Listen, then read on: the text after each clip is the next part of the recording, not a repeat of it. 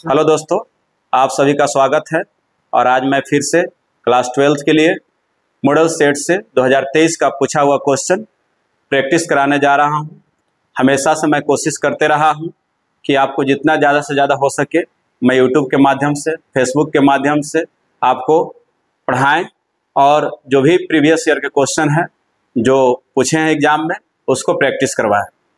तो चलिए, आज जो हम प्रैक्टिस करवाने वाले हैं इंग्लिश में जो मॉडल सेट 2023 का क्वेश्चन है और इसमें मिसलेनियस रहता है, tense, voice, narration, preposition, article और combine, correct sentence, correct spelling, phrasal verbs, one word substitution, ऐसे जितने भी क्लास 12 में पढ़ने टॉपिक, हर टॉपिक से 2, 3, 4 क्वेश्चन दिए रहेंगे और साथ साथ में आपका लिटरेचर से भी, प्रोज, पोएट्री और स्टोरी ऑफ इंग्लिश से भी इसमें क्वेश्चन दिया रहेगा। तो आप शुरू से अंत तक इसमें वीडियो में बने रहते हैं तो आप ज़्यादा से ज़्यादा क्वेश्चन को देख पाइएगा और समझ पाइएगा, जिसके माध्यम से आप अपने 2026 की तैयारी अच्छा से कर सकेंगे। तो चलिए बने रहिए शुरू से अंत तक और देखते हैं पहला क्वेश्चन क्या इसमें दिया हुआ है। क्वेश्चन हमारा पहला है कि your sister had bought the grammar book, choose the correct passive voice. Question कह रहा है कि your sister had bought the grammar book, choose the correct passive voice. तो अगर वॉइस की बात जहां तक आता है तो सबसे पहले देखना है कि सेंटेंस किस प्रकार का है और दूसरा देखना है कि टेंस क्या है। तो सेंटेंस देखने से पता चल रहा है पूरा सेंटेंस असर्टिव है और इसमें जो टेंस का प्रयोग किया गया है पास्ट परफेक्ट टेंस का प्रयोग किया गया, क्योंकि हैड प्लस V3 यहां पर प्रयोग किया गया। हैड बाउट है जो पास्ट परफेक्ट टेंस का है, इसमें टेंस का प्रयोग किया गया है पास्ट परफेक्ट टेंस का। अब पास्ट परफेक्ट टेंस का प्रयोग किया गया तो हमें ये ध्यान में रखना है कि पास्ट परफेक्ट टेंस का पैसिव का क्या स्ट्रक्चर हो जाएगा। तो उसमें हैड प्लस V3 रहता है तो हैड बीन प्लस V3 का प्रयोग करते हैं पैसिव में। अगर एक्टिव में दिया हुआ हैड प्लस V3 तो इसका पैसिव में हो जाता है हैड बीन प्लस V3। अब यहां पर देख रहे हैं कि द ग्रामर बुक जो है आपका, द ग्रामर बुक, ये जो हमारा ऑब्जेक्ट है ये हमारा वर्ब हो गया और ये हमारा सब्जेक्ट है। अब सेंटेंस असर्टिव है तो पैसिव बदलेंगे तो सबसे पहले हमको ऑब्जेक्ट को ही बना देना है सब्जेक्ट, तो हो जाएगा the grammar book, the grammar book. अब उसके बाद देख रहे हैं क्या बताया आपको कि हैड बीन प्लस V3 का प्रयोग होता है, तो the grammar book had been यहां पर कर लेंगे। अब उसके बाद बाय, बाउट, बाउट, दूसरा भी रूप और तीसरा रूप सेम जैसा रहता है तो बाउट हो गया। अब उसके बाद क्या करना है कि जो हमारा सब्जेक्ट था वो पैसिव में क्या हो जाएगा, ऑब्जेक्ट बन जाएगा। तो बाय लगाकर यहां पर लिख देना है your sister, bye your sister. अब देखना है कि हमें कौन सा ऑप्शन में जो हमने बनाया है वो दिया हुआ है। तो बाउट लिखा हुआ पहले, ये तो ऐसे ही त्रुटि इसमें है क्योंकि सबसे पहले तो ग्रामर बुक आना चाहिए। इसमें है the grammar book had been bought by your sister, तो ऑप्शन ये सही है, यही आंसर होगा। और देख लेते हैं कि भाई और सब क्वेश्चन का जो है ऑप्शन क्यों नहीं सही होगा।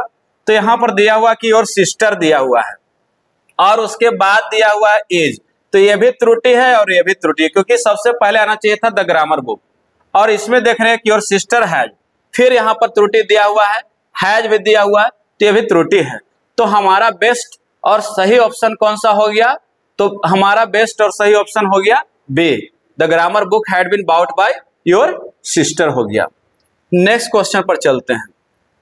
एग्जाम में आपको बहुत जल्दी सॉल्व करना होगा क्वेश्चन, क्योंकि टाइम लिमिट रहता है उसी में बनाना होता है। 100 क्वेश्चंस रहेंगे, आपको 50 क्वेश्चंस अटेम्प्ट करना है, बनाना है। अब वॉइस की जहां तक बात है तो सबसे पहले देखना है कि सेंटेंस क्या है और उसका टेंस क्या है, उसी के अकॉर्डिंग बदल देना है। ऑब्जेक्ट सब्जेक्ट सब्जेक्ट ऑब्जेक्ट हो जाता है। अब दूसरा क्वेश्चन है कि ही asked me when will the baby sleep, into indirect narration. दूसरा जो क्वेश्चन है नरेशन से दिया हुआ है, अब इसको बदलना है इनडायरेक्ट में। और देख रहे हैं कि रिपोर्टेड स्पीच के अंदर में जो है वो किस तरह के सेंटेंस दिया हुआ है, तो इंट्रोगेटिव है और इंट्रोगेटिव में भी किस तरह के सेंटेंस है, तो WH क्वेश्चन है।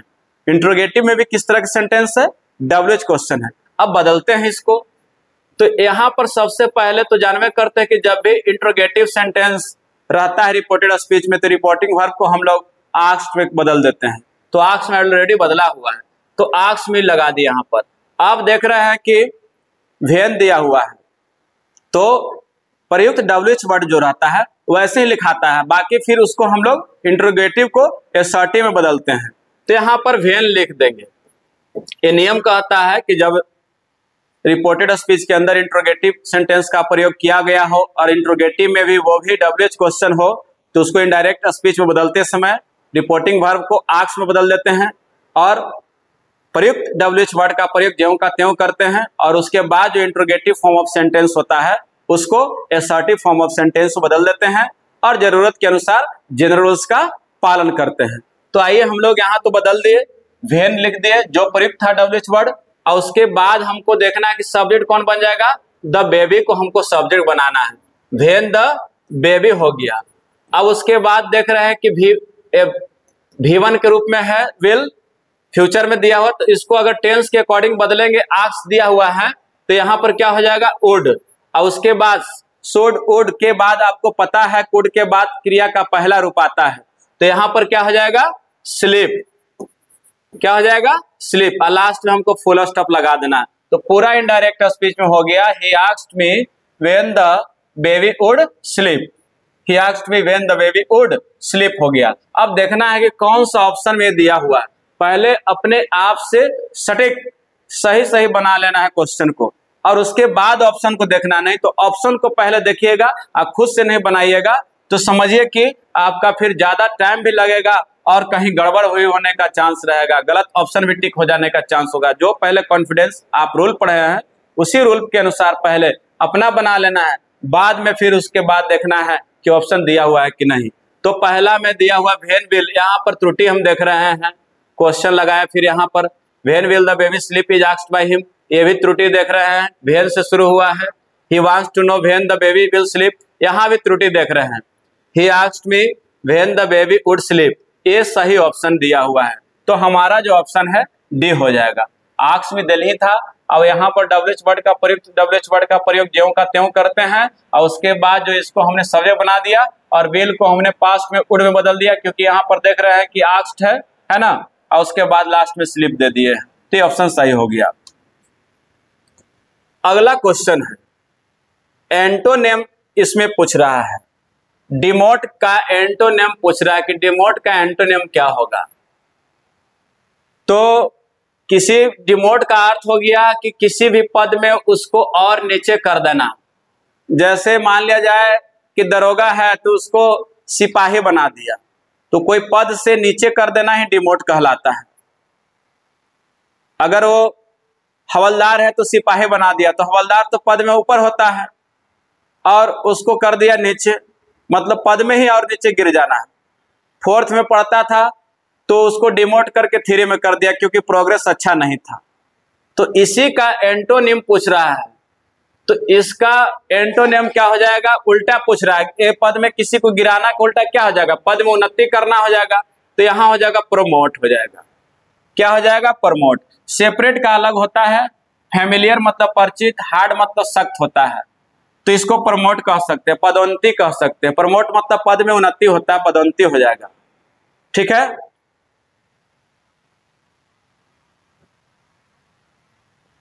यहां देखिए अगला क्वेश्चन दिया हुआ है कि कांता विल खाली स्थान ब्लैंक से you if you don't reach in time.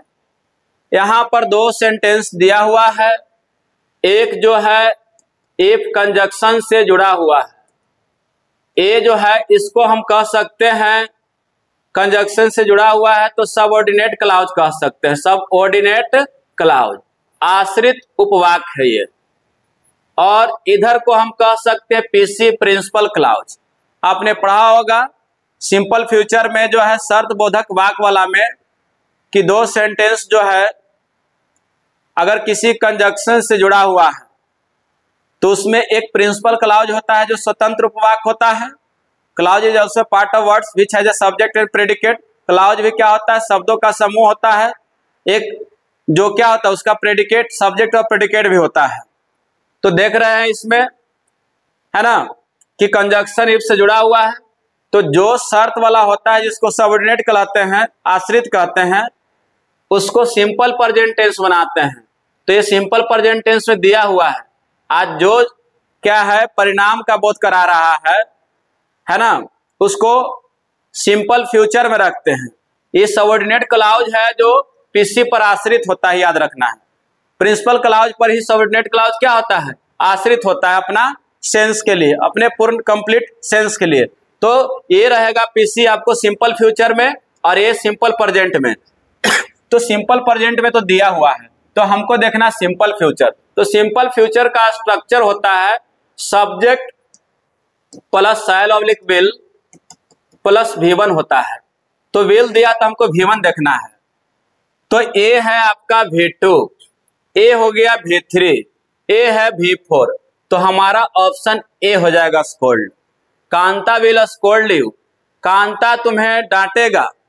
If you do not reach in time, यदि तुम समय पर नहीं पहुंचोगे तो कांता तुम्हें डांटेगा, है ना। ते हो जाएगा हमारा स्कोल्ड।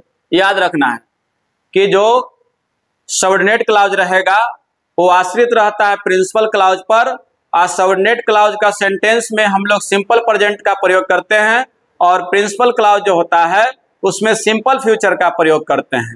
तो यहाँ देखें कि सिंपल फ्यूचर का स्ट्रक्चर होता है subject plus shall oblique will plus V1। तो यहाँ पर विल दिया हुआ है तो हमको सिर्फ V1 देखना है।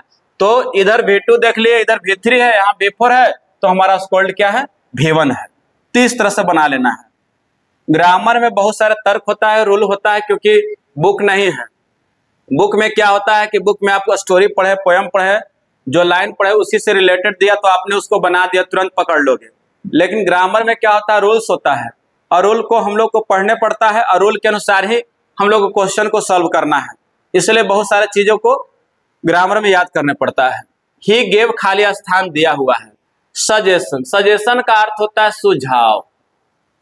अब इसमें ऑप्शन करेक्ट कह रहा है, एक है वाइज है दिया हुआ है, एक ग्रांट दिया है, क्विक दिया है, और एक है सॉलिड दिया हुआ है। सॉलिड का अर्थ होता है ठोस, वाइज का मतलब होता है बुद्धिमान, ग्रांट का अर्थ होता है मंजूर करना, और क्विक मतलब होता है तेज। तो यहां पर आपको खुद ही समझकर इसमें सजेक्ट चुनना है कि कौन सा ऑप्शन सही हो जाएगा इसमें।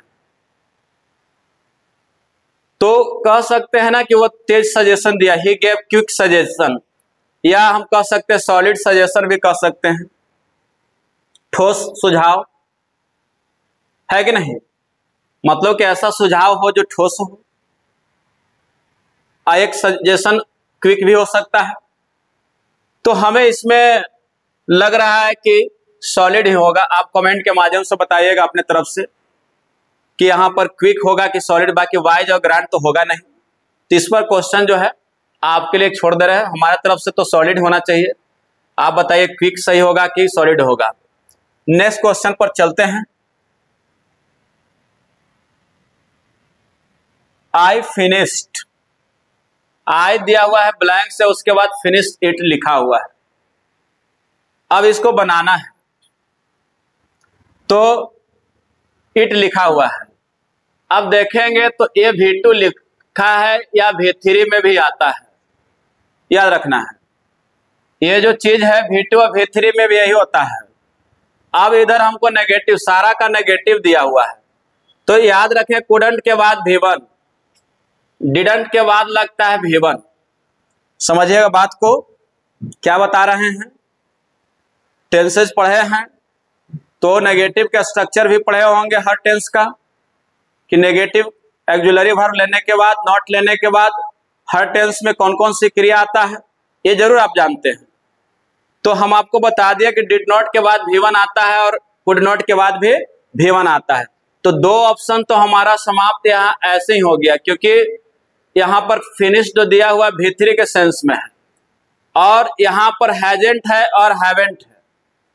तो आपको पता है कि हैजेंट या हैवेंट के बाद V3 आता है, लेकिन हमको देखना होगा हैज है जो सिंगुलर ऑक्सिलरी वर्ब है, और हैव जो है प्लूरल ऑक्सिलरी वर्ब है। तो आई ही एक ऐसा सब्जेक्ट है कि सिंगुलर वर्ब और प्लूरल वर्ब भी लेता है। तो यहाँ पर जो ऑप्शन सही हो जाएगा आपका हैवेंट हो जाएगा, क्योंकि आई के साथ हैजेंट नहीं लगता है। प्रेजेंट परफेक्ट टेंस में हम लोग V3 का प्रयोग करते हैं, पास्ट परफेक्ट टेंस में भी V3 का प्रयोग करते हैं, फ्यूचर परफेक्ट टेंस में भी V3 का प्रयोग करते हैं, और पैसिव वॉइस में किसी भी टेंस का हो उसमें V3 का प्रयोग करते हैं, लेकिन एक्टिव ही सेंटेंस है। तो यहाँ पर आपको आई के साथ आपको पता होगा कि हैव का प्रयोग करते हैं, तो हैवेंट यहाँ पर हो जाएगा। हमारा ऑप्शन ये सही होगा। तर्क समझकर ही बनाना है ताकि एग्जाम में कोई त्रुटि ना हो और सही सही बने। अब उसके बाद देखना है कि चूज द करेक्ट सेंटेंस दिया हुआ है, सही सेंटेंस का प्रयोग करना है। कौन सा सही सेंटेंस, इसमें बहुत सारे सेंटेंस लिखा हुआ है। I did my work quick है, I did my work quickly है, I did my work very quick है, I did my work quick है।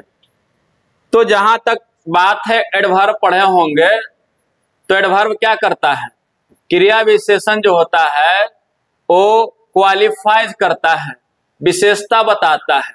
किसका, वर्ब का, एडजेक्टिव का और एडवर्ब का ही बताता है। तो ध्यान दीजिएगा त्रुटि कहाँ है। करेक्ट सेंटेंस में एक ही चीज में त्रुटि रहता है, सारा चीज में सब में त्रुटि नहीं रहेगा, कोई एक पोर्शन ऐसा होगा जिसमें त्रुटि होगा। यहां देखिए अंडरलाइन करके बता रहे हैं। तो आई डिड माई वर्क क्विक लिखा हुआ है, तो क्विक का अर्थ होता है तेज, ये होगा नहीं क्योंकि एडवर्ब के प्रयोग करना है यहाँ पर। आई डिड माई वर्क क्विकली ये सही ऑप्शन है। I did my work very यहाँ पर गड़बड़ी है, अगर वेरी लगता तो यहाँ भी क्विकली ही होना चाहिए था। बता रहा है adverb of manner. I did my work, my quick, यहाँ पर त्रुटि है, समझिएगा। क्विक से बना है quickly. Adverb of manner, adverb of manner की बात हो रहा है, मतलब कि रीतिवाचक क्रिया विशेषण। आपने अपना काम कैसे किया, आप बोलेंगे कि आई स्पीक है ना स्लोली, मैं धीरे धीरे बोलता हूं, या आई रन फास्ट, मैं तेज दौड़ता हूं, है ना। ही सिंग्स स्वीटली, वो मधुरता से गाती है। तो बताता है एडवर्ब ऑफ मैनर, कोई काम करने के तरीका को बताता है, रीति को बताता है कि कैसे हो रहा है। तो सेंस में आई डिड माई वर्क क्विकली इस तरह से हो जाएगा।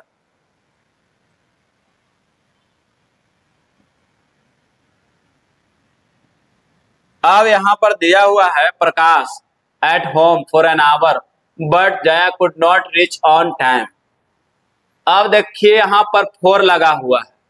बात जहां आती है फोर सिंस का, तो एक चीज याद रखिएगा कि जब भी फोर सिंस किसी सेंटेंस में लगा हो तो समझना है कि फोर सिंस कौन कौन से टेंस में लगता है, कौन कौन से टेंस के साथ फोर सिंस का प्रयोग होता है। तो आपको बता दें फोर सिंस का प्रयोग जो है प्रेजेंट परफेक्ट टेंस के साथ, प्रेजेंट परफेक्ट कंटिन्यूअस के साथ, पास्ट परफेक्ट के साथ, पास्ट परफेक्ट कंटिन्यूअस के साथ, है ना, इन सब के साथ फोर सिंस का प्रयोग होता है।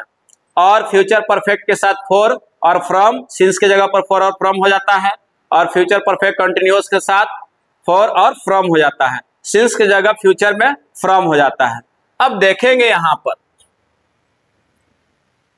तो इज वेटिंग तो होगा नहीं, प्रेजेंट कंटिन्यूअस दिया है, विल बी वेटिंग के साथ भी नहीं लगता है, फ्यूचर नहीं, फ्यूचर कंटिन्यूअस और नहीं प्रेजेंट कंटिन्यूअस और नहीं पास्ट कंटिन्यूअस के साथ फोर सिंस लगेगा। जब भी लगेगा तब present perfect, past perfect, future perfect, present perfect continuous, past perfect continuous, future perfect continuous, इन सब के साथ होता है। तो दो यहां पर छट गया।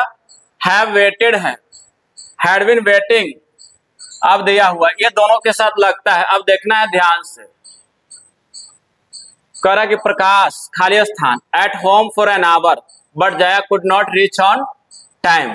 तो यहां दूसरा भाग पास्ट में दिया हुआ है, पास्ट में ध्यान दीजिएगा, दूसरा भाग पास्ट में है तो पहला भाग भी पास्ट में जाएगा, है ना, क्योंकि ये एक्शन बता रहा है पास्ट का, तो इधर भी ले चलना है एक्शन पास्ट में ही। तो had been waiting, Prakash had been waiting at home for an hour, Prakash जो था जो घर पर 1 घंटा से इंतजार कर रहा था, लेकिन जया है ना समय पर नहीं पहुंच पाई, जया समय पर नहीं पहुंच सकी। प्रकाश जो है 1 घंटा से घर पर इंतजार कर रहा था, लेकिन जया समय पर नहीं पहुंच पाई, तो इसीलिए ये ऑप्शन हो जाएगा। अब कहेंगे कि सर हैव वेटेड इसके साथ भी तो लगता है, लेकिन दूसरा पोर्शन जो सेंटेंस का है वो पास्ट का है, तो हमको फर्स्ट पोर्शन भी पास्ट का ही देखना होगा, तभी दोनों सेंटेंस करेक्ट हो पाएगा, उसके अकॉर्डिंग हो पाएगा। आगे देखते हैं। अब इसमें दिया हुआ है प्रीपोजिशन का, there are beautiful coconut trees, खाली स्थान है द ट्री, द रिवर लिखा हुआ है, यहां पर रिवर है, नदी है, तो एलोंग मतलब के किनारे होता है, इनटू का अर्थ होता है में या का के है ना, में या का के की अर्थ हो जाता है मोशंस का बोध कराता, मोशन के लिए आता है, गति वाला रहता है तब, और एक अवस्था से दूसरी अवस्था को बदलने के लिए। एट का प्रयोग होता है पर, छोटे छोटे गांव स्थान के लिए, और समय वाला में भी एट का प्रयोग हो जाता है।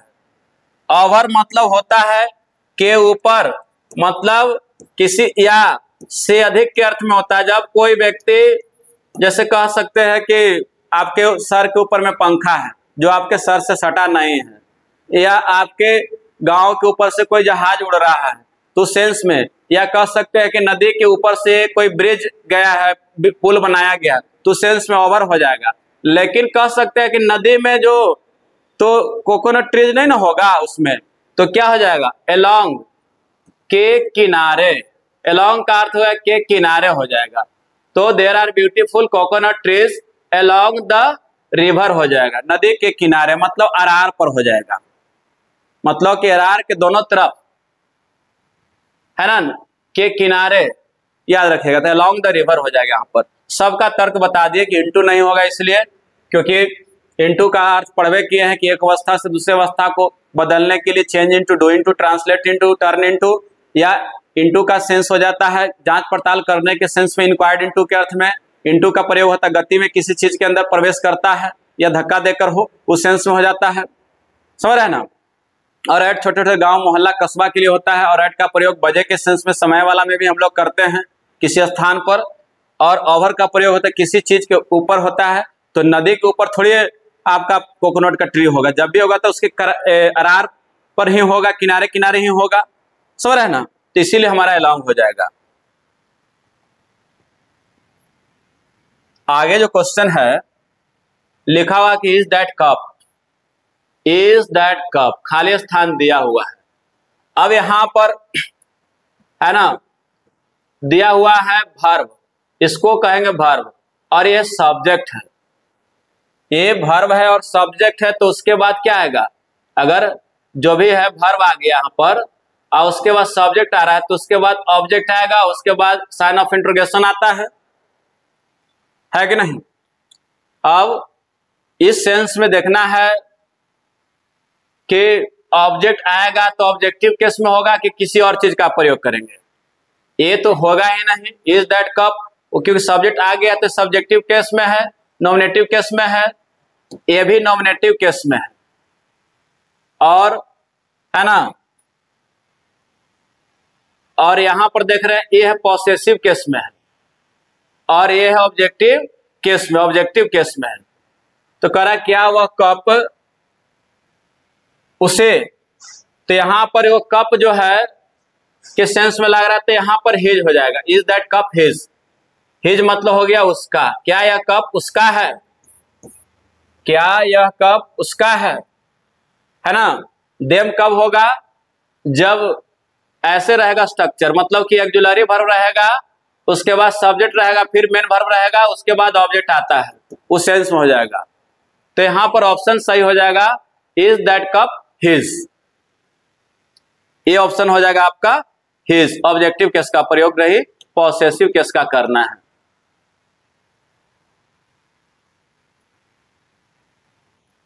वी आर लुकिंग फॉरवर्ड, खाली स्थान, द म्यूजियम। अब यहाँ लुकिंग फॉरवर्ड दिया हुआ है, हम लोग आगे की, लुक फॉरवर्ड मतलब विचार करना होता है, आगे की सोचना होता है। म्यूजियम को घूमने के लिए, वहां देखने के लिए, जाने के लिए, तो सेंस में बता रहा है, लुकिंग फॉरवर्ड का प्रयोग कर रहा है। तो यहाँ पर लुकिंग है, दे दिया मेन वर्ब। तो मेन वर्ब की याद रखना कि मेन वर्ब के बाद जब भी आता है तो या तो इन्फिनेटिव का प्रयोग होगा। ये तो ऐसे ही ऑप्शन गलत है, 2 + V4 नहीं आता, 2 + V1 आता है, इसलिए ऐसे ही गलत है। फिर विजिट नहीं आएगा, ए आता है किसमें, तो ए बन जाता है कॉजेटिव वर्ब में, कि मेन वर्ब के बाद V1 आता है कब, कॉजेटिव प्रणार्थक क्रिया में होता है। तो विजिट द म्यूजियम नहीं होगा, forward visit the museum. Visiting करा कि we are looking forward visiting the museum, ये भी नहीं होगा। पर्पस बता रहा है ना कि हम लोग आगे की सोच रहे हैं, प्लानिंग कर रहे हैं, क्या करने के लिए, म्यूजियम संग्रहालय को घूमने के लिए, तब इसके बाद ये हो जाएगा। कह रहा कि we are looking forward to visit the museum. जैसे कह दिया कि ही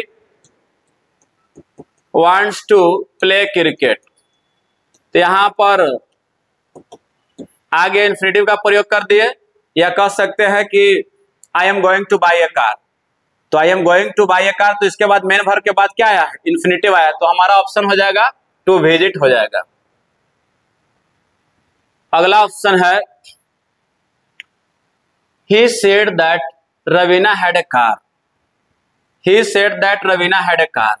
अब इसको डायरेक्ट पूछ रहा है कि रवीना had a car दिया हुआ है। अब said है तो हम इतने कह सकते हैं ना, इसको said दिया हुआ है, तो यहां पर तोड़ेंगे तो he said हो जाएगा, और रवीना के रवीने रखेंगे क्योंकि नाम है थर्ड पर्सन में, तो रवीना ही रख लेंगे, तो रवीना हो गया। अब जब सेड यहाँ है तो जरूर ये क्या होगा, हैज होगा, हैज ए कार। ये तो हम अपनी तरफ से बना लिए। अब देखते हैं कि क्या ऐसा दिया हुआ है कि नहीं, और कौन सा ऑप्शन में दिया हुआ है। ये तो इसलिए नहीं होगा, देखिए वर्ब में त्रुटि है, ये ऐसे ही हो गया, ये भी वर्ब में त्रुटि है, इसीलिए गलत हो गया। He said Raveena has a car, ये ऑप्शन सही है। ही एक्सक्लाइम्ड वाला गलत है, क्योंकि यहां पर सेड होना चाहिए, तो ऑप्शन हमारा सी सही हो गया। ऑप्शन जो है हमारा सी सही हो गया। अब उसके बाद है चूज द करेक्ट स्पेलिंग है, तो करेक्ट द स्पेलिंग आप लोग पढ़े होंगे तो आपको पता होगा कि ग्रीवेंस, दुख, पीड़ा, शोक का यही सही ऑप्शन है। ग्रीवेंस देखकर ही वैसे बना दोगे, है ना। अब उसके बाद है अगला क्वेश्चन है he wanted this arrangement in. Arrangement मतलब व्यवस्था होता है, इन अब फ्रेज का प्रयोग कर, रेड एंड व्हाइट है, लाल और सफेद में, रेड एंड येलो, लाल और पीला में, पिंक एंड ग्रीन, कह सकता है गुलाबी और हरा में, ब्लैक एंड व्हाइट, लिखित है। ब्लैक एंड व्हाइट फ्रेज का अर्थ होता है लिखित रूप में, लिखित रूप में। तो यहाँ कह रहा है कि ही वांटेड दिस अरेंजमेंट इन, मतलब कि जो व्यवस्था किया गया है वो चाहता है कि हमको क्या व्यवस्था आप दिए हैं, कैसा व्यवस्था कर रहे हैं, कैसा प्रबंध कर रहे हैं आप हमको लिखित रूप में दीजिए। तो ब्लैक एंड व्हाइट का अर्थ होता है लिखित रूप में, तो ऑप्शन नंबर हमारा डी हो जाएगा। यही का फ्रेज का अर्थ निकल रहा है। आगे देखते हैं क्वेश्चन। कह रहा है कि ही ऑलवेज स्पीक्स ट्रूथ। अब इसमें आर्टिकल का प्रयोग करना है, तो जो ऑलवेज स्पीक्स दिया हुआ है तो आपको पता है कि कुछ ऐसे फ्रेज रहता है जिसमें आर्टिकल लगता है the always speak the truth, honesty is the best policy, जैसे पढ़ा है ना कि honesty is the best policy, the best policy, उसी तरह से ऑलवेज स्पीक द ट्रूथ हो जाएगा। इसमें कोई ज्यादा भार नहीं है। अब देखिए क्वेश्चन टैग, थोड़ा सा इसको समझना है। क्वेश्चन टैग जो है उसमें नियम कानून चलता है, किस तरह के नियम पर दिया हुआ कैसा सेंटेंस है, तो इसको मैं बताने जा रहा हूँ। और बाकी इसके पहले 2-3 क्वेश्चन था, बहुत इजी था, वो रटने वाला चीज था जो हमने बता दिया ऐसे ही। आगे है इसमें we must lock the doors, कह रहा है कि हमें अवश्य ही दरवाजा बंद कर देना चाहिए। तो क्वेश्चन टैग क्या होता है कि इसमें याद रखना है कि क्वेश्चन टैग में जो है अगर अफर्मेटिव सेंटेंस है अफर्मेटिव, तो क्वेश्चन टैग उसका नेगेटिव हो जाता है, और नेगेटिव सेंटेंस है तो क्वेश्चन टैग अफर्मेटिव होता है, ठीक है। और वो क्वेश्चन टैग क्या होता है, सेकंड पार्ट होता है सेंटेंस का, फर्स्ट पार्ट वो असर्टिव या इंपरेटिव होता है, और सेकंड पार्ट जो क्वेश्चन वाला होता है उसी को क्वेश्चन टैग कहते हैं। और क्वेश्चन टैग में आपको पता है ऑक्सिलरी वर्ब का शॉर्ट फॉर्म का प्रयोग किया जाता है, और सब्जेक्ट रूप में क्वेश्चन टैग में प्रोनाउन का प्रयोग किया जाता है, और मेन वर्ब का क्वेश्चन टैग में प्रयोग किया नहीं जाता है। नाउन का प्रयोग सब्जेक्ट रूप में किया नहीं जाता है, ठीक है। तो देखिए यहाँ पर मस्ट दिया हुआ है ना, यही है आपका मेन वर्ब, और लॉक द डोर है। तो हमारा सेंटेंस पढ़ने से पता चल रहा है कि ये सेंटेंस जो हमारा अफर्मेटिव है, सेंटेंस अफर्मेटिव है ना। तो जब सेंटेंस हमारा अफर्मेटिव है तो क्वेश्चन टैग बनाएंगे तो इसको नेगेटिव कर देंगे, तो नेगेटिव कर देंगे तो यहाँ पर देख रहे हैं कि मस्ट ही हमारा वर्ब है, और मस्ट के साथ नोट जोड़ते हैं नेगेटिव के लिए, तो ये बन जाता है मसंट, और प्रोनाउन क्या हमारा सब्जेक्ट आएगा, यही आ जाएगा, तो मसंट बी ऐसे हो जाएगा, मसंट बी। अब देखना है कौन सा ऑप्शन में मसंट बी दिया हुआ है। अब ए दिया हुआ है डी ऑप्शन में मसंट बी, मसंट दे दिया इसलिए नहीं होगा, स्टूडेंट तो आएगा नहीं, क्योंकि यहाँ पर देख रहे हैं कि मस्ट ऑक्सिलरी वर्ब का प्रयोग किया गया क्वेश्चन टैग में, और कुडंट भी नहीं आएगा क्योंकि यहाँ पर ऑक्सिलरी वर्ब हमारा मस्ट है। तो जो दिया हुआ है ऑक्सिलरी वर्ब या उस टेंस के अकॉर्डिंग जो ऑक्सिलरी वर्ब होगा उसी का प्रयोग करना है, अपने तरफ से कोई दूसरा एक्स्ट्रा लेना इसमें नहीं है। जब सेंटेंस में जब सेंटेंस में ऑक्सिलरी वर्ब दिया रहे तो अपने तरफ से कोई ऑक्सिलरी वर्ब नहीं ले सकते वहां पर। तो ऑप्शन हमारा ये डी हो गया। अब कह रहा है फिजिकल एक्टिविटीज बेनिफिशियल, बेनिफिशियल का अर्थ होता है लाभदायक, हेल्थ दिया है। अब जो कह रहा है कि शारीरिक गतिविधि जो है वो क्या है, लाभदायक है स्वास्थ्य के लिए। तो जब कह रहा है कि शारीरिक गतिविधि जो है लाभदायक है स्वास्थ्य के लिए, तो बेनिफिशियल टू हेल्थ हो जाएगा कि फॉर, तो फॉर का अर्थ होता है के लिए, पर्पस बता रहा है, बेनिफिशियल फॉर हेल्थ, याद रखना।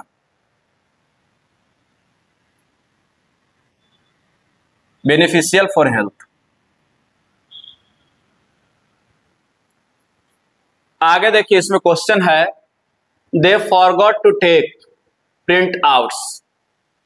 अब इसमें सब्जेक्ट वर्ब, अब उसके बाद प्रिंट आउट्स आ रहा है ऑब्जेक्ट के रूप में या नाउन का है जो भी, तो इसके पहले क्या होगा, देयर तो होगा नहीं, क्योंकि देयर जो है एडवर्ब ऑफ प्लेस बता रहा है, तो दे का तो देयर होता है, दे आर ये भी गलत है, और हेयर ये भी गलत है, प्लेस बता रहा है।